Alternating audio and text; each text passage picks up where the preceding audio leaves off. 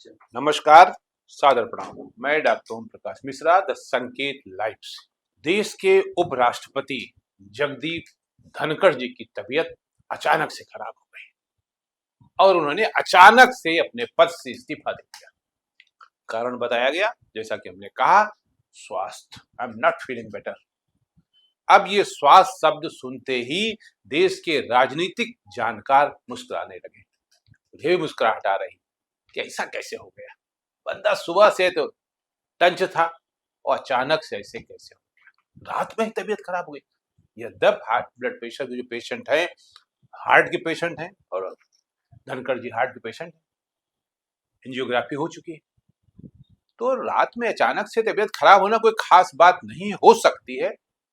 लेकिन उसके साथ साथ ये भी जानकारी है कि अभी तक किसी अस्पताल को नहीं गए। तो यहाँ फिर बात में सवाल वही उठ जाता है, क्योंकि जब भी कोई बड़ा आदमी स्वास्थ्य कारणों से पद छोड़ता है तो लोग असली बीमारी कहीं और ढूंढने लगते हैं। हम लोग भी उसमें शामिल हैं, ढूंढ रहे हैं, कभी सिस्टम में, कभी दबाव में और कभी अगले चुनाव की रणनीति में। पर क्या वाकई मामला सिर्फ स्वास्थ्य तक सीमित है या फिर इसके पीछे छिपी है कोई गहरी राजनीतिक पटकथा? ये सवाल अब पूरे देश में उठ रहे हैं। उपराष्ट्रपति का इस्तीफा, योगी जी का दिल्ली का चक्कर, ब्रजभूषण शरण जी की और योगी आदित्यनाथ जी की बरसों बाद मुलाकात और प्रधानमंत्री का अचानक 23 तारीख को विदेश जाना। आज इसकी परतें खोलते हैं। धनखड़ साहब पूरे दिन मानसून सत्र में सक्रिय रहे, राज्यसभा को संचालित किया, बहसें सुनी, हंसी मजाक भी किया और फिर रात में अचानक इस्तीफा। क्या स्वास्थ्य एक बहाना है और असल में कुछ बहुत बड़ा राजनीतिक खेल खेला जाना है? मोदी सरकार के भीतर से कोई संकेत है या विपक्ष की चालाकी को काटने की तैयारी? वैसे इस प्रकार सरकार में सब कुछ अचानक होता है। कभी नोटबंदी, कभी धारा 370 और अब उपराष्ट्रपति का इस्तीफा। सवाल यह भी उठता है, क्या इस्तीफा के जरिए न्यायपालिका और सरकार के बीच चल रहे तनाव को ठंडा करने की कोशिश हो रही? क्योंकि याद कीजिए, धनखड़ साहब ने हाल के महीनों में सुप्रीम कोर्ट पर कई तीखे हमले बोले। उन्होंने अनुच्छेद 142 को परमाणु मिसाइल कहा और जजों को सुपर संसद। Article 142 has become a nuclear missile against democratic forces, available to judiciary 24/7. क्या उनकी ये टिप्पणियां सरकार के लिए बोझ बन रही थी? क्या सरकार अब सॉफ्ट इमेज वाला कोई चेहरा चाहती है जो न्यायपालिका के साथ टकराव न बनाए? अब आइए दूसरे बड़े पहलू पर विचार करते हैं और चलते हैं बिहार। बिहार चुनाव सिर पर है और एनडीए की हालत कुछ खास मजबूत नहीं दिख रही।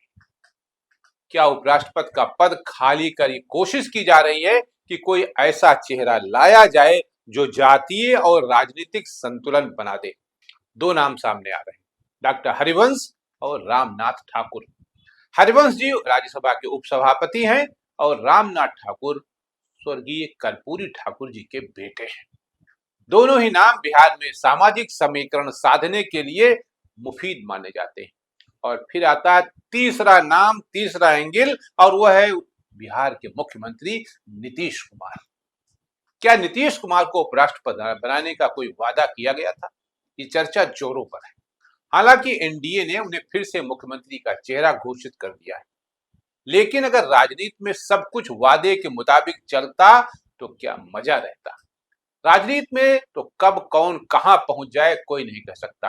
खासकर मोदी शाह की रणनीति में सरप्राइज फैक्टर सबसे मजबूत हथियार है। एक दिन सुबह उठिए और पता चला कि नीतीश कुमार भारत के उपराष्ट्रपति हो गए। ऐसा मुमकिन है, लेकिन क्लू है टाइमिंग में। जब पूरा देश मानसून सत्र की शुरुआत पर ध्यान लगाए बैठा था, तब उपराष्ट्रपति ने रात में इस्तीफा दे दिया। मतलब दिन भर कुछ नहीं, लेकिन रात को अचानक शरीर कहने लगा कि अब नहीं हो पाएगा। क्या ये कोई प्लानिंग थी? क्या सरकार नहीं चाहती थी कि विपक्ष को सत्र के पहले दिन कोई हथियार मिल जाए? क्या ये अचानक हुआ या स्क्रिप्टेड था? इतना तो तय है कि भारत की राजनीति में स्वास्थ्य कारणों की आड़ में कई बार सियासी ऑपरेशन चलाए जाते हैं। इसलिए इस्तीफा सिर्फ एक मेडिकल रिपोर्ट नहीं, बल्कि एक राजनीतिक मैसेज है। एक तरफ न्यायपालिका से दूरी बनाने का प्रयास, दूसरी तरफ बिहार को साधने की कोशिश और तीसरी तरफ विपक्ष को चौंकाने वाली चाल। नतीजा धनखड़ साहब का इस्तीफा अब एक बहुस्तरीय घटना बन गया और इसका असर सिर्फ एक कुर्सी पर नहीं बल्कि संसद, सुप्रीम कोर्ट, बिहार की राजनीति और मैं तो कहता हूं उत्तर प्रदेश की राजनीति पर भी इसका असर पड़ने वाला है। 2029 की रणनीति पर भी पड़ सकता है। सवाल अब ये नहीं है कि अगला उपराष्ट्रपति कौन होगा, सवाल ये है क्या इस देश में संवैधानिक पदों को अब सिर्फ राजनीतिक मोहरों की तरह इस्तेमाल किया जाएगा। धनखड़ साहब को अच्छे स्वास्थ्य की शुभकामनाएं, लेकिन इस इस्तीफे की चुप्पी ज्यादा बोल रही है और वो बयान जो उन्होंने कभी दिए आज बहुत कुछ कह रहे हैं। पर्दा भले गिरा हो लेकिन नाटक अभी जारी है। सो मस्ट बी गॉन। नमस्कार।